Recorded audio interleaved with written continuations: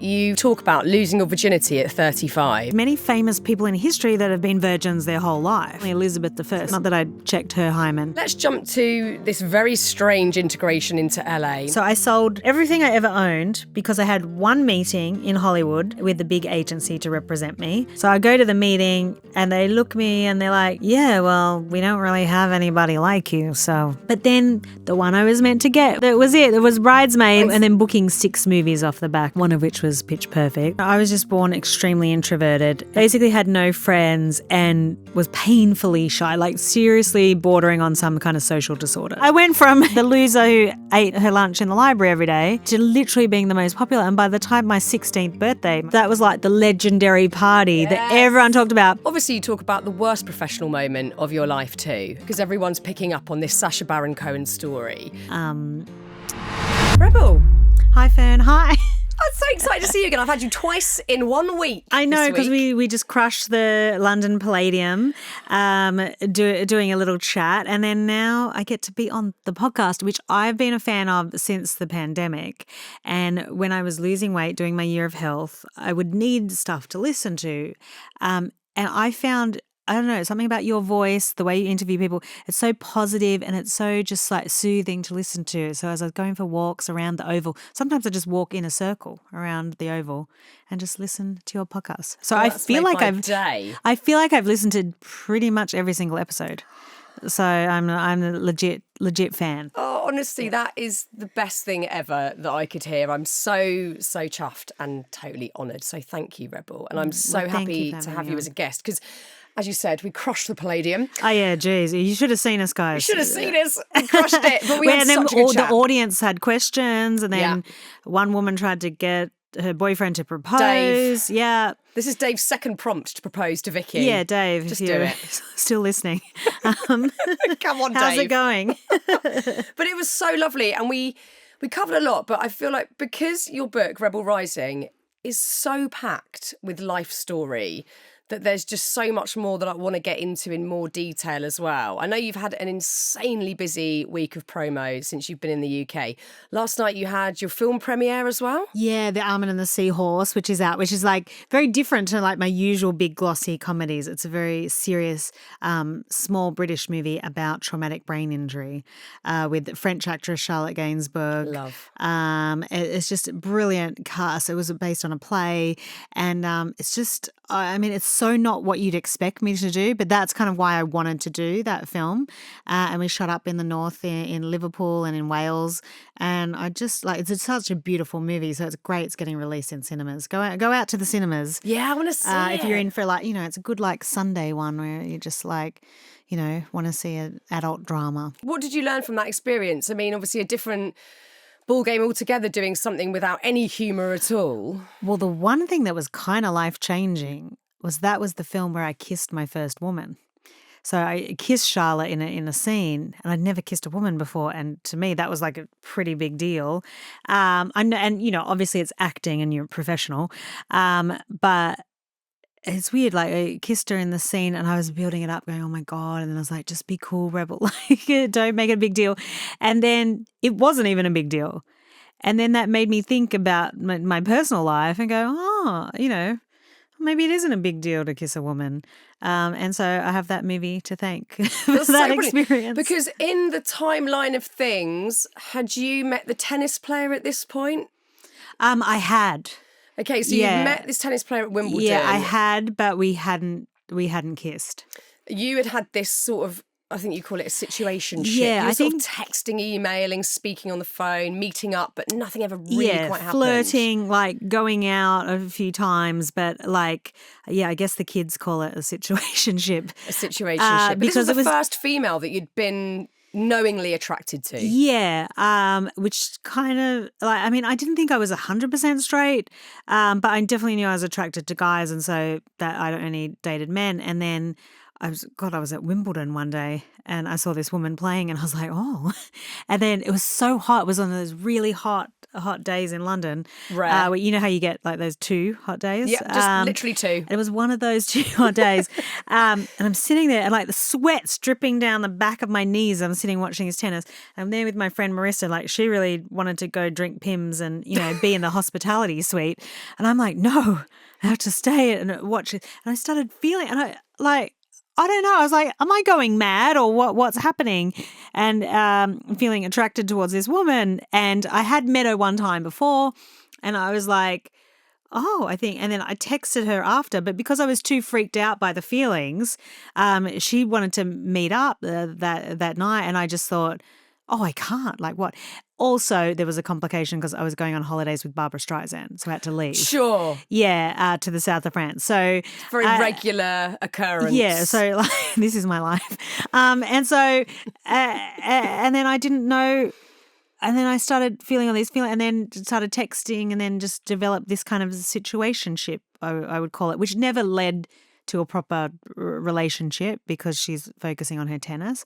But I was just, I don't know. I felt this depth of feeling. It was almost like my heart was a can of tennis balls, and it like cracked open a bit from this experience. And I think if I'd never had that and never kissed Charlotte Gainsbourg in the movie, then when it came to be presented with my friend going, you know what, it hasn't been working out with these dudes. Do you want to date a woman? I have a friend, Ramona, and she's great. She speaks 5 languages. She also has a law degree like you. Like maybe you'd get on. And I was like, yeah. Whereas if someone had asked me a few years earlier, I probably would have been too scared.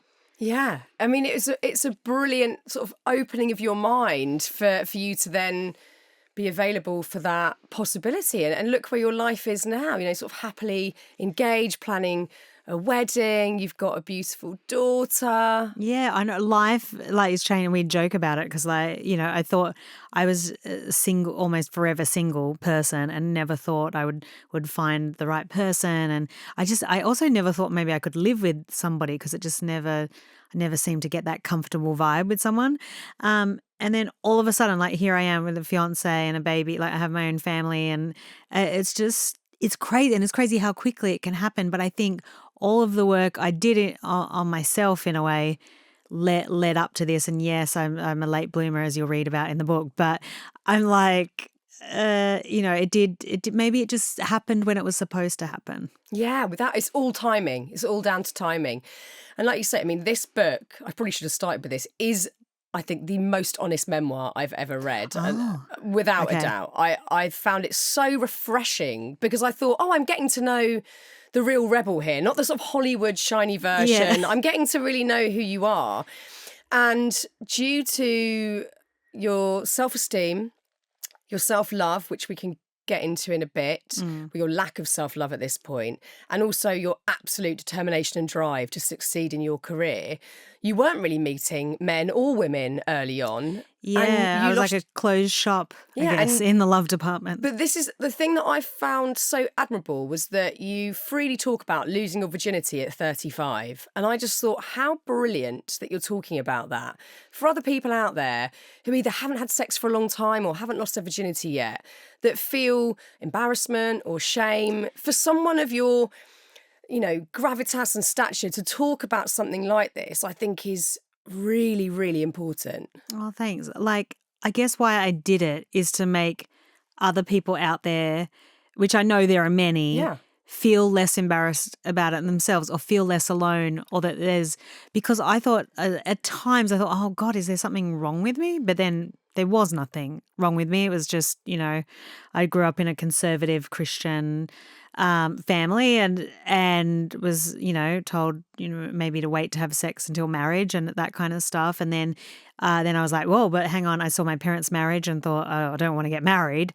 So I just kind of avoided relationships and was very career focused. And there's lots of women who are just, career focused. And in order to have the career that I've had coming up in Australia and then in Hollywood, I felt like, I had to have like this Olympic athlete focus. I thought relationships would just be a hindrance. They would drag me down. Which might not have been 100% true, but I don't weirdly regret it. And I mean, I mean, this is embarrassing, but I've still had like so much great sex. So it's not like I've missed it. Don't worry, people. No, I she made up haven't. for- I have not missed out. Exactly. Trust me, I probably had the normal amount. Yeah. I just started a little bit later, and I packed kind of it in. and I kind of can joke now, like I didn't have any random STDs or anything like that. Some Which people, is a big bonus. Yeah, some people go quite through. frankly. Or when you're younger and maybe guys didn't quite know how to have sex, in a way that pleased a woman when you're younger. So I kind of skipped you were getting that peak part. age. I know. with these I just guys. came in at Peak age. Yeah. I mean, what was it like approaching that moment, knowing that you hadn't had sex and you were going to have sex for the first time with someone who probably had a lot of sex before? Yeah, I mean, I did feel really embarrassed about it, and that was the part of the book that I was like, oh, do I reveal that? That was the one thing nobody knew, because there were other things that are very personal and maybe a couple of people knew, but this was something that nobody knew. And then I was like, you know what? If I'm doing a memoir, I'm just going to do it full out, like how I kind of do everything in my life. And I was like, I'm just going to share everything. And there's many famous people in history that have been virgins their whole life. Yeah. Apparently Elizabeth I. Elizabeth I. Not that I know, like not that I checked her hymen. But like, I don't think it's anything to be embarrassed about. I mean, if anything, I don't know, kept myself pure or something. I don't know, but it doesn't matter. People who lose their virginity at any age, it just matters that, it was something you wanted to do. Without a doubt. That is the most important factor. And another reason why you were keeping people at a distance is because of how you felt about yourself. And also you start the book in childhood, and from that point all the way to the end of the book, pretty much, you talk about emotional eating and how you were in these habitual cycles of destructive behaviour that you knew weren't really working for you, and that was perhaps keeping you from having sex or dating as well. Yeah, and I know it's hard because you might have seen me in movies, and I play a lot of uber confident characters because there is a part of my personality that is super confident about some of my skills and abilities. I am really confident, and that's where I channel that for those characters. But I guess what people didn't know is that in real life, I hadn't had sex. They'd probably be shocked if they knew that. It was why going on some dates with people and they met the real me and were like, oh, it's not quite what I thought. But okay, oh wait, now I forgot where I was going with that. You were saying well, keeping people at a distance, but also, do you know what? Yes, keeping people at a distance. So basically, I feel like the weight was like a barrier, and in a way it protected me because I felt like I didn't want intimate relationship. I didn't want anyone to find me attractive, and I deliberately would make myself more grotesque or whatever, and sometimes for comedic purposes. Because, I don't know, it was like a protection and a barrier in a way. And what it was really doing was preventing true intimacy, which I don't mean just sex. I just mean really deeply connecting with other human beings, because I was great in that funny friend role. I was the best. I was the best funny friend you could have. And I was great and felt very comfortable in that. But with intimacy, true emotional intimacy and physical intimacy, I just didn't know what to do. So, I mean, this is a conversation that I think so many people are going to relate to. I was bulimic for about 10 years of my life, so I had super dysfunctional, relationship with food and my body and dysmorphia and all sorts of things going on. And I think most people feel confused about food. Well, food's the hardest thing, don't you think? You have to eat it. Yeah, and I grew up watching Oprah, and I think she and I probably have the exact same issues. And food is like... you have to. It's not like drugs and alcohol where you can say, abstain, give it up. Like, come on, because you have to eat. And it's just, I just really empathize with anybody who has disordered eating, or because I just know what it's like. And I'm an emotional eater. I used food to numb myself from pretty much all emotions, not just sadness or, even happiness. Sometimes I'd go out and have a great night, and then I didn't know how to feel great because I had low self-worth. So I was like, oh, well, hang on, I shouldn't be feeling great. Let me just eat some ice cream and numb that down a bit. And I was just using food as a coping mechanism. And at first in my life, like, was maybe because of things going on in the household. My dad had anger issues. There was stress about money, things like that. And then later on with my career, it was probably like being a naturally introverted person and shy, and then having to perform for a living and be in front of people, and then becoming famous at 32, and just like all the kind of pressures with that. So it's kind of the things changed as my life progressed, but what remained constant was that I would always use food for comfort, food as an emotional crutch. It's such a complicated issue, like you say, because you've got to eat, but also a lot of the time, the comfort eating, and I had this when I was bulimic, is secret, Yeah. in isolation, and there's a lot of shame around it. And you feel like you can't. I mean, I didn't tell anyone. I didn't tell anyone for years after I got better. And I think it's a really tricky one to navigate and to actually break that cycle, because you think, how will I cope without that little bit of time on my own doing that thing that I know makes me feel good for 4 seconds? Yeah, and like, would you like you'd feel good in the moment, but then like almost Awful. immediately afterwards, you'd be Awful. like, oh, "Why did I do that?" And then Awful. tell yourself terrible things about yourself. Yep. And I guess the behavior that I was kind of embarrassed about and felt shame about was, yeah, I lived by myself usually, because I was eternally single, and I would go home at the end of a hard day's work and I'd eat like a whole tub of ice cream or a whole pizza, which was way more calories than what I needed and not healthy, nutritious food. And I would normally sit there mindlessly eating it in front of the television. And I'd feel good in the moment. And then you go, oh, why did I do that? And then I'd wake up the next morning and go, right, you were eating all that crap. You're going to go to the gym now and you're going to work out for 2 hours. And then I'd go to the gym and then I'd do another day's work, but then I'd come home that night and do it all again. And it was this cycle that I just could not seem to get out of. How did you though? Because it's like the most impossible thought. Like, I've got to change. And this is a huge change because it's habitual and it's so easy to fall into it. But also, it feels like an escape. It feels like some sort of release that you're not getting elsewhere. Yeah. So how did you go, right, today's the day, this has got to change? And I think for me, it was additionally complicated because I was now making a career being an overweight comedian. And so I was earning millions of dollars for being the way I was. So it was almost more difficult to want to change because I had all these things getting positively reinforced for how I was, and because I do believe in body positivity and that beauty is at any shape and size. But then I had this kind of shameful secret that I knew deep down I was engaging in some really unhealthy behaviors and that I did want to fix that. So I had tried in the past, and shout out to anybody out there who tries and they're like, okay, I'm going to be New Year's resolution, like this is what I'm going to do. And I had tried and I'd been to like a couple of like health resorts or tried a couple of diets and sure, some of it worked for like a week or two and you'd lose a few pounds and then all of a sudden like just gain it back, and then you feel terrible because you're like, oh, I don't have any willpower, and why can I be a person in the world who can have like 2 degrees from university, can have an amazing career, and then I can't lose weight, and I would just feel so down about myself.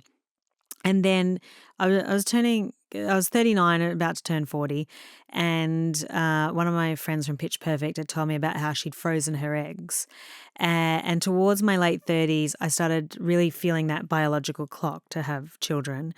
And then I thought, and I was waiting to maybe find my Disney prince.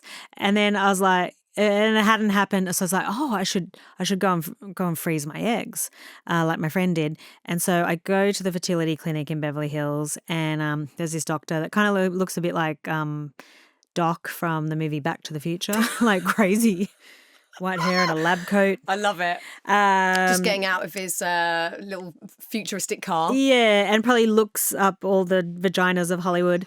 And anyway, and so I go to him and I say, oh, yeah, I'm interested in freezing my eggs. And he looks me up and down and he goes, well, you've had a much better chance if you were healthy. And the way he said it, not like he was deliberately trying to be mean, but it was just like that criticism that was just harshly hits you. And I was like, oh, yeah, I'm not healthy. I mean, I am living an amazing life, but I know I'm medically obese. Like, that is a fact. And I know I am engaging in these behaviors and they will eventually lead to something serious, even though it hadn't at that point, but something like diabetes, which my father had, or and so, or something even worse, like, you know, there's a heart attack, which he did die of. And so I'm just like,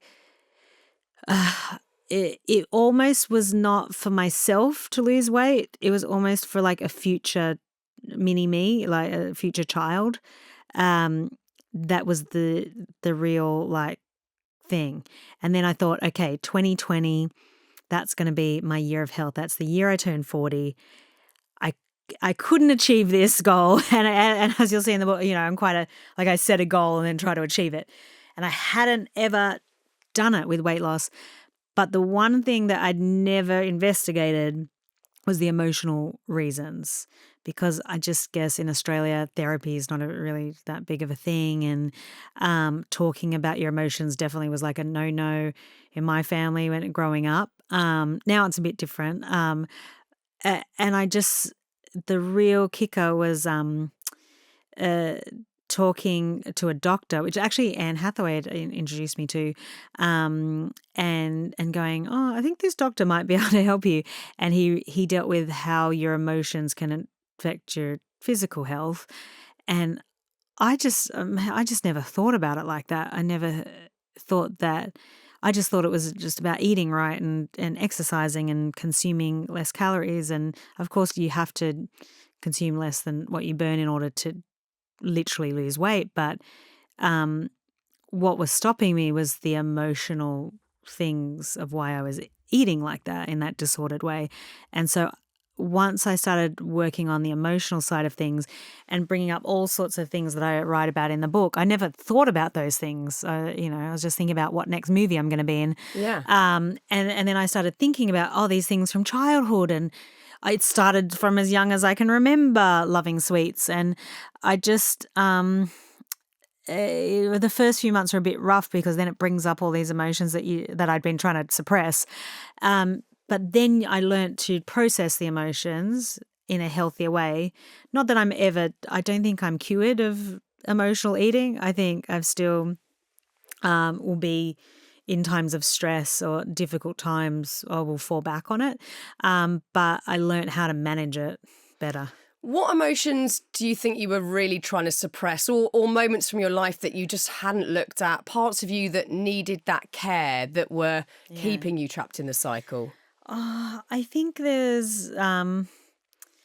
was just a lot of sadness, I think, which is why I like to make people laugh. That might be a cliche for comedians. To say, and then I guess unresolved issues like things with my father. I never confronted him, or I just so maybe there was some anger. There was anger towards him, and then just sadness. And then it was what was the most sad is when I lost weight in 2020, and I realized I could do it. And then I was sad because I thought, why didn't I do it before? I did have the ability to do it. And then I thought, would my life have been different if I'd done it 10 years earlier? But you know, everybody's journey is their journey, and maybe I wasn't ready. I wasn't ready to release that stuff. Yeah, yet. it's big. I think it's so big getting to that point where you feel ready to dive into the past and look through everything forensically. It's really, really hard work, and it's really draining. And I think it's so fascinating to hear you talk about it, because people want to go, how did you lose weight? And it's like a quick fix. And what trick did you use? And actually, did you do cardio for like 60 minutes or 80 it's not, minutes? It's not about that. It's not about that. And your reasons became almost unrelated to your physical body. This was emotional stuff you needed to look at. And I think you've got to be so ready to do that. And it can take people years and years and years. But you realise it's not about, I'm not disciplined enough to heal myself from this disordered eating. It's, I've got to take a look in that pile of stuff over there, which I don't want to look at. And it is not easy. Yeah, and if you're an emotional eater like I was, it's just, the trick to it is not a magic pill. It's not some diet. It's not, eat this amount of protein or drink this amount of water. It's literally to deal with the emotional reasons of why you're doing that. And as I process the emotions, it's almost just like the weight came off. And yes, I was eating healthy and exercising during that whole year, but it was the emotional side. And it's weird. Like, I don't know, just coming from a background where I never wanted to talk about emotions or personal, private stuff. And then look at me now. I'm like, I'm like the total opposite. But I think that's healthy and that's progress. It is. And I think we're about the same age, and I think our generation, we weren't brought up to go, let's all sit and chat about our feelings. It was just like, crack on with it. Yeah. It was like, you've got an issue. Don't ever talk about it. No. Shut up. Yeah, get on with it. Yeah, like that's why I never realised I was allergic to dogs until later, because no one ever thought to test her for something. When your mum is literally every second of the day at a dog show. Yeah. Oh, yeah, pretty much. That's her favourite thing to do. Still doing it now? Yeah, she was just judging in China, and then I think she's coming to Europe like next week. So I grew up in a dog showing family, which means we just went to dog shows every single weekend. And you're like coughing and sneezing, and they're like, she's all right. Yeah, just be like, oh, she'll be fine. Yeah. She'll be all right, which is a very Australian way. They didn't really diagnose things back then. They just thought, I don't think we didn't. Yeah, did anyone have a food allergy when you were young? No, God no. You ate all the wheat, all the nuts, everything. It's all quite new. Let's talk a bit about childhood, because that's where I feel like I learned a hell of a lot about you. Not only that you were a shy child and you felt unbelievably unpopular at times, but also, and we'll definitely get to that because I'm just totally obsessed with how you turned all of that around. But before that, you've alluded to this already, that your dynamic with your dad was less than easy, and you had an awareness, it seems quite early on, that he had anger issues, erratic behaviour.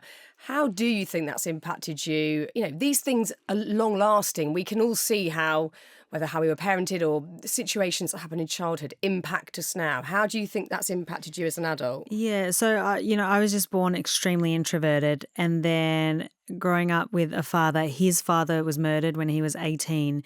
So I think he felt like he was a smart man who had the world going for him. And then his father gets murdered at 18. So right as he's doing like his final exams, his life then kind of gets screwed up, I guess you would say. And he had a lot of emotional issues because of that. And even though at the time I thought it was very normal, but little things could just like make him snap, and he would always snap. It would only be at home. You never see him do it publicly, like when we're out at the dog shows or something. He'd never snap in front of other people. It was more just his family, and it'd be at home and something, and he'd go all red in the face and kind of shake, and then often he'd whack us, which again I thought was quite normal. Now, being a mother, I could never imagine hitting my child in that way. But at the time I grew up just thinking, I have to be a good girl. I can't do anything wrong. It made me feel scared, and probably try to be even more invisible than what I already was. So it was just, but then it was just how I grew up. It's weird. I don't think I had a bad childhood in any way. That was just my father and his issues, which I think at times in his life he did try to help himself, which is why I found those cassette tapes. But I don't think he ever cracked it. He didn't have the skills to try to help himself. I mean, I want to talk about the cassettes in a minute, but it was a real privilege to see this letter that you'd written to your dad in the book, where this was after he'd died. And, obviously it's an incredibly healthy thing to do, to write down what you're feeling and write to people that aren't here any longer. What did hit you when he died? What regrets did you have or feelings were coming up at that time? When my dad just suddenly died, and then I got a call saying he's dead, and I just instantly got on a plane and flew to Australia. And I guess I've always, without even knowing that it was kind of therapeutic to write, all I could think of when I arrived in Sydney and, his funeral was coming up, that I would just write him this letter. And then bizarrely, I took photos of it. I don't know why, because I knew I was going to put the letter in his body, in the casket. And I put it inside his jacket. But I guess because it was such an emotional week that I wanted to remember what I had written to him. So I took photos of it, and then so that's why I could put it in the book. And I guess, that was actually a healthy way to deal with it, because if I had known he was going to pass away, I would have done things differently. And probably the saddest part in the book is the last time I ever saw my father in Los Angeles. And I knew he wanted to come back and see where I was living with Matt Lucas, who he loved. He loved British comedy, and yet I'd take him to a comedy show, and then I'd basically give him like a half-hearted hug and walk in the other direction.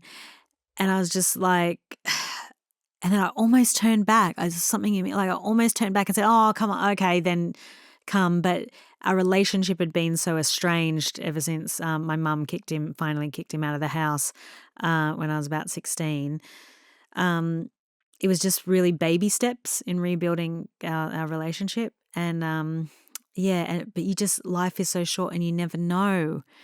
And then I always thought, well, he was the adult in the situation, so the onus should have been on him to reconnect. And we were trying in our own ways, in our own capacities, to rebuild that father-daughter relationship. And it was just so, so sad. Even now when I think about it, like I get a bit emotional, because obviously if I'd known he was going to pass away, I would have acted differently, but you just never know. And then it's too late. And, the one benefit of that is that it made our family start talking more about emotions. Really? Start telling each other that we love them, love each other. Pretty much every phone call now ends that way. And that's the blessing that came out of it. Yeah, that sort of grief is complicated. It's not straight up, I'm really sad and devastated and my body hurts grief. It's complicated because things were less than perfect and you've got to kind of make peace if you can with it. It's tricky. Yeah. But writing it out can be one of the best things you can do. And then when I did that emotional work during my year of health, again, I learned this thing called purge emotional writing, and I think there's various forms of it, and you write out your emotions, and it's like getting it out of you. And that's one of the healthiest things you can do. Yeah. So for people that are on the cliffhanger of the cassettes, we've got to talk about these cassettes. Okay. So the cassettes thing. This was a game changer. So this is you being shy and feeling unpopular. Mm-hmm. And then you stumble across these cassettes, your dad, there's this sort of early self-help, essentially. Yeah. Basically had no friends and was painfully shy, like seriously bordering on some kind of social disorder, shy. But again, never diagnosed because nobody cared. Yeah. And then so I find this gym bag in the back of my dad's car, and I open it, but it's not gym clothes. It's like all these cassette tapes, like heaps of them. And I get it, and I'm like, what the hell is this? And then I don't even say anything. I just take them up to my bedroom and start listening to one. And the first one was called How to Win Friends and Influence People. And I thought, well, I definitely want friends, because I was the girl who was just eating her lunch in the library by herself. Because what was worse than like being a loser was being that one loser that everybody knew and that bullied. So I was kind of trying to be like the invisible loser. Like I had no friends, but I just wasn't going to be on anybody's radar. So I'd hide away in the library. And then, I read the article saying that at 15, that will be, your personality for life, basically. Whatever your personality is at 15 is a real indicator to how your life is going to be. And I thought, Do we think that's true, by the way? I don't know, but it was just Terrifying in some for me to think journal. I'm still 15-year-old Fearne I want to literally vomit. I mean, what were you like at 15? Oh, cocky and loud and very well, enthusiastic. You weren't not cocky. Well, no, maybe not cocky. I was yeah. very enthusiastic at the time and excitable. And I still do have a lot of that, but I hope not to the degree that I had back then, please. So you listen to these tapes and this is like an epiphany moment. Yeah, so I was like incredibly unpopular and also had no real ability because I was so shy to express myself to anyone, which meant it was so hard to make friends because in order to do that, you have to kind of express yourself. And I knew I wanted to change that about myself. And then I found things on these tapes, like these tips. For example, one is like to speak to 5 new people every day. So I'm like, right. Okay, that's my mission. I got to get 1, 2, 3, 4, 5. Okay, I'm on the bus. Now I have a chat with this girl and be like, hi, where are you going to? School? Hi. And just like have these random little chats to people.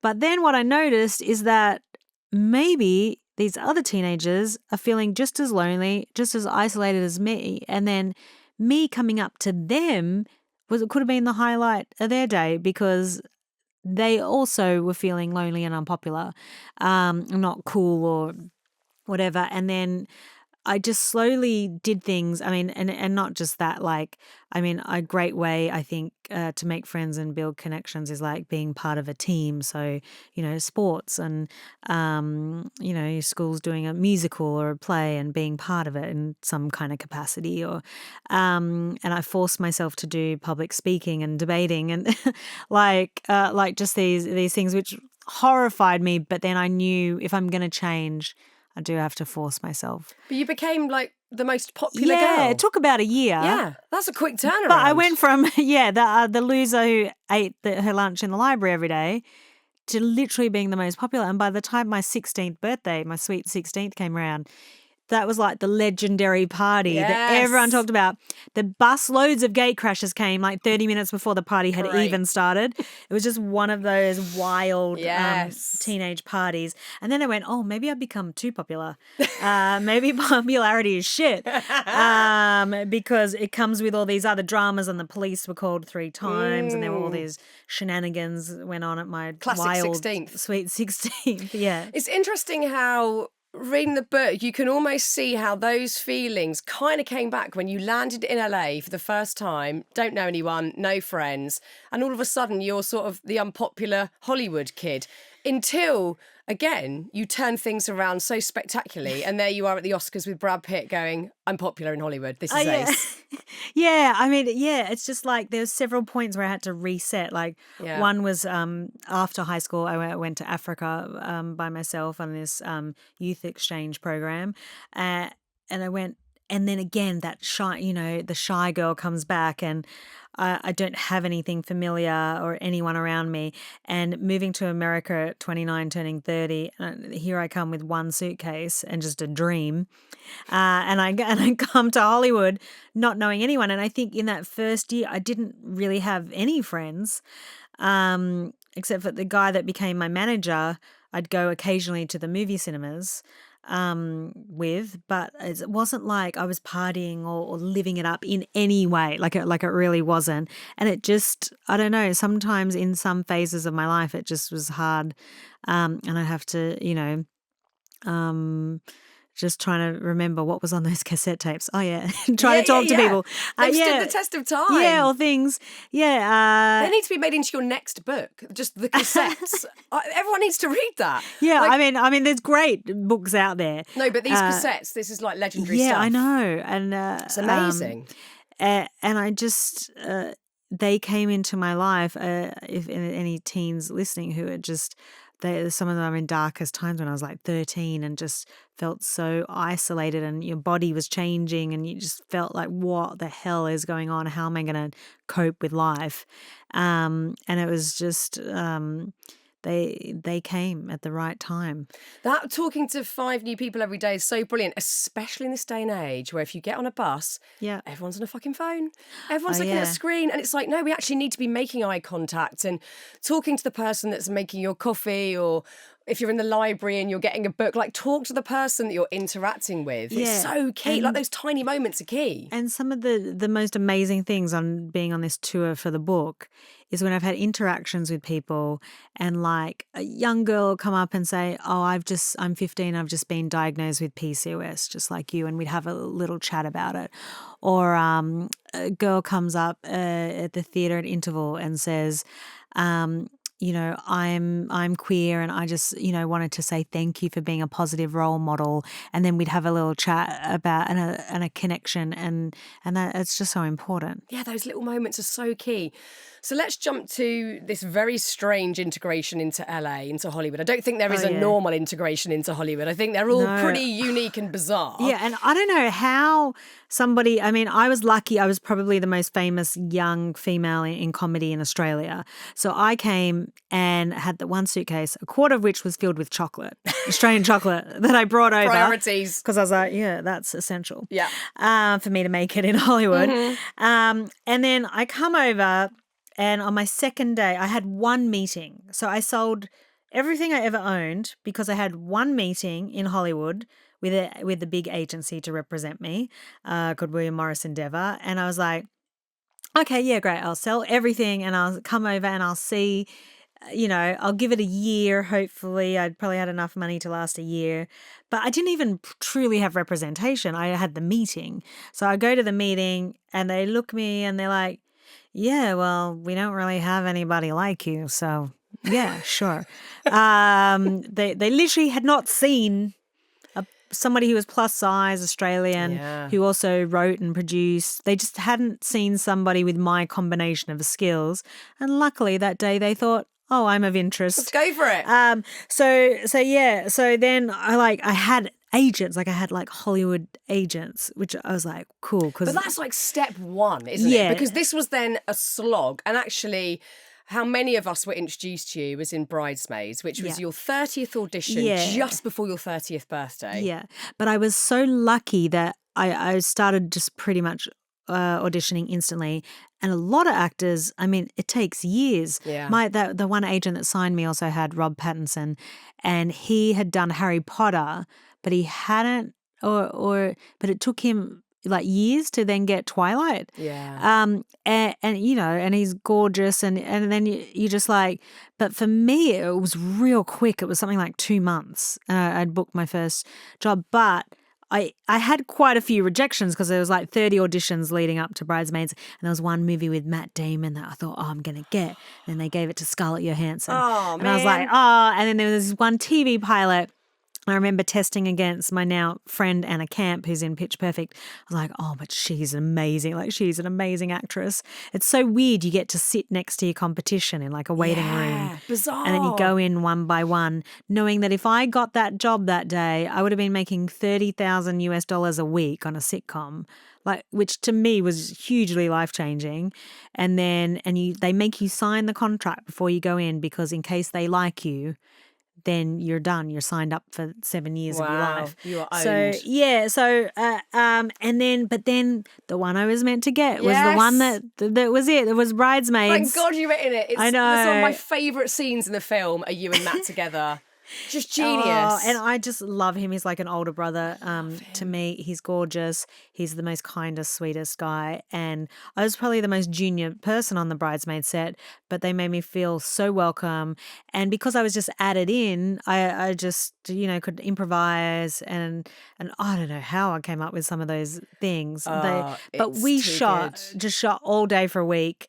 And I remember I had my tattoo, the fake tattoo on my back, and I had to wrap myself in cling wrap every night because they didn't want to reapply the tattoo each day. So I had to basically not shower for a whole week, which made me even more feral for the character. And I just like, but it's so funny how the universe, it just works out. Like, was I gutted when I missed out on like the Matt Damon role and the sitcom role? Yeah.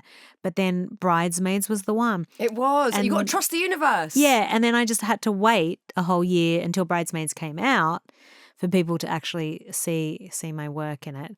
And thank God, like, it was a smash hit. And then I thought, okay, maybe I can stay in Hollywood. Even though my initial goal was just to get in one Hollywood film, then I kind of liked it and was Still like, there. it was like, oh, and then booking 6 movies off the back of Bridesmaids, one of which was Pitch Perfect, which was just a gift. That's incredible. So I just, and so by that point I'm like, okay, I think I'm staying in America. I don't have to go back to Australia and be a lawyer. There you go. Goodbye, law. Yeah. It's so good to hear that there are so many good eggs that you've worked with, and you list quite a few in the book. Obviously, the whole Bridesmaids cast and Pitch Perfect, you just seem to create these beautiful bonds, and they're great friends. I mean, the Pitch Perfect girls, because we worked together for so long, and we It's a just sisterhood. Yeah. It's just we're so different. Like, we're very different girls, but we're all like we know how to come together and be a team. It's so beautiful. Obviously, you talk about the worst professional moment of your life too. And it's been a very noisy part of you talking about this book, whether you like it or not, because everyone's picking up on this Sacha Baron Cohen story. Yeah, Which obviously is only kind of in one chapter, Yes. of a 33-chapter book. But I can understand why when you say something against somebody who's high profile that the press picks up on it. But I guess also there's this feeling that there should be, I don't know, a level of retribution for people that aren't behaving particularly well and have got away with it. And it certainly seems like for you telling that story, that's given you an element of peace, perhaps. You know, obviously the story is patchy because there are legalities around what you can and can't say. But perhaps you being able to actually say, this is what really happened, has been healing for you in some way. Yeah, I guess, in my memoir, obviously I'm entitled to write about like my worst professional experience because I feel like people reading the book would want to hear about that as well as some of the best ones which are in there. And I did it, one, because you want people to who are going through the same thing and who maybe have been like me, where you feel a bit of shame about you didn't take yourself out of the situation, or why didn't you say more back at the time? And I did say, and I did complain like immediately after.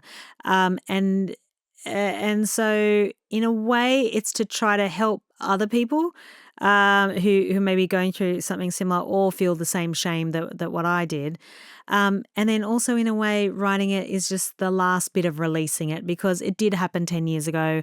It is something I'm over now, and I say in the book, like, I'm not about cancelling anybody.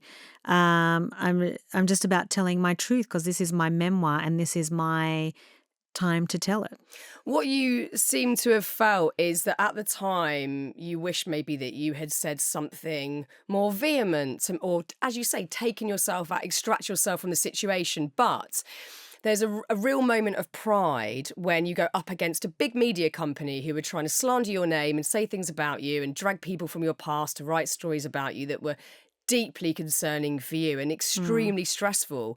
And that was a point where you thought, no, I'm going to bloody well stand up for myself and do something about this. Yeah, well, in Australia, we have what's called a tall poppy syndrome, which is a cultural thing. The Brits kind of have it as well.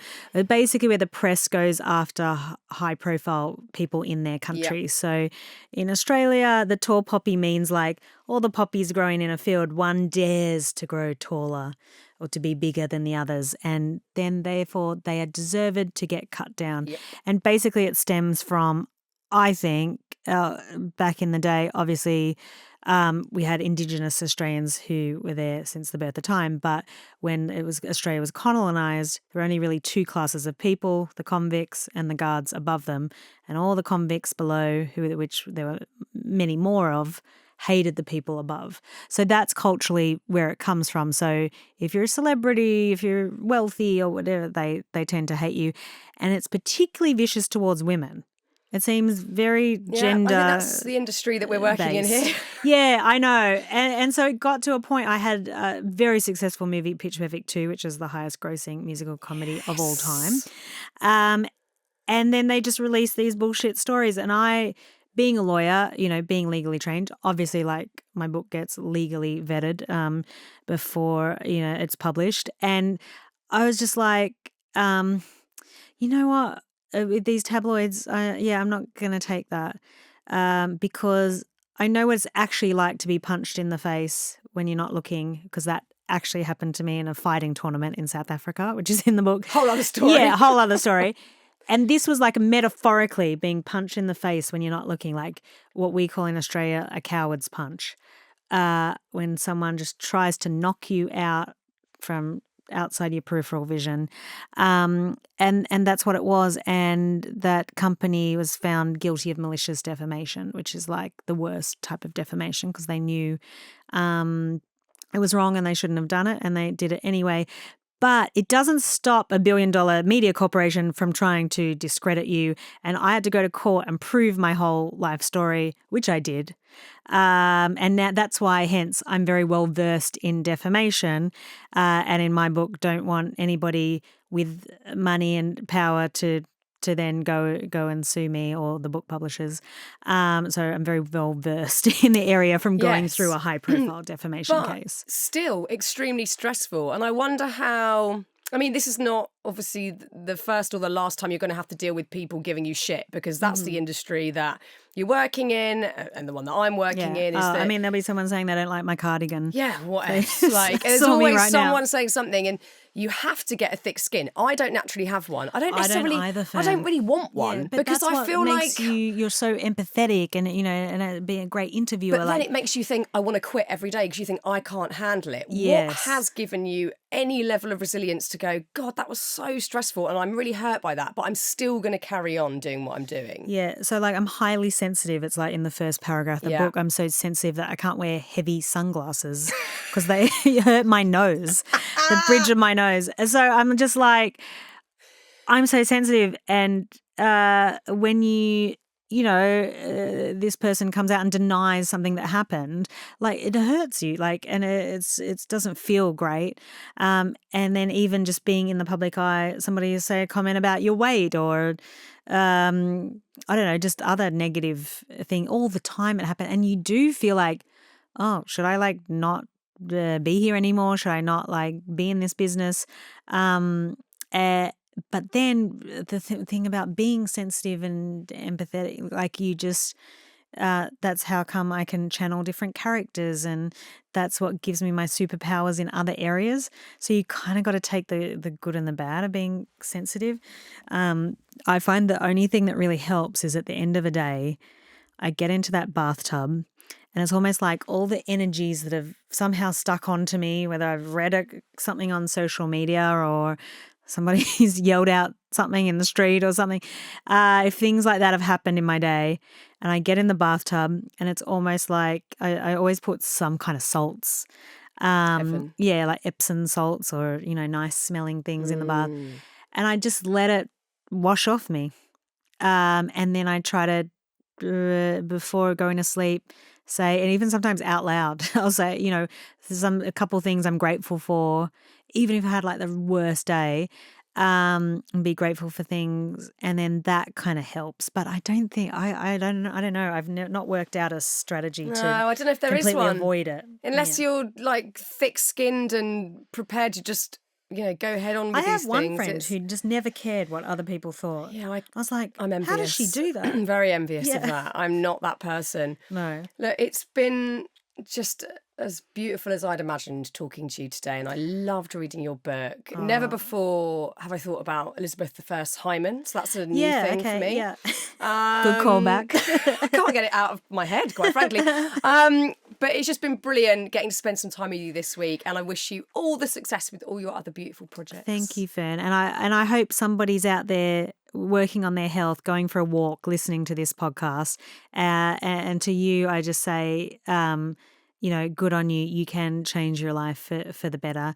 And thank you, Fearne, for having me, and for doing our show together at the London Palladium. That was so great, because I just think you're the best, and this podcast is the best, and you're spreading happiness, and you do it with your festival and with this podcast, and it's just really, really awesome. And to me personally, it's meant a lot. Like, I love your chat, even just your recent one with Dawn French. Oh, I love, Dawn. who's a legend, and you just have the great chats with people. Oh, thanks, mate. And you might not know, like, but how many people, and I was one of those people that really benefited during the pandemic, especially by hearing all your chats. So thank you. Honestly, that is like, I could have a little cry. Thank you so Aw. much, Rebel. Really appreciate it.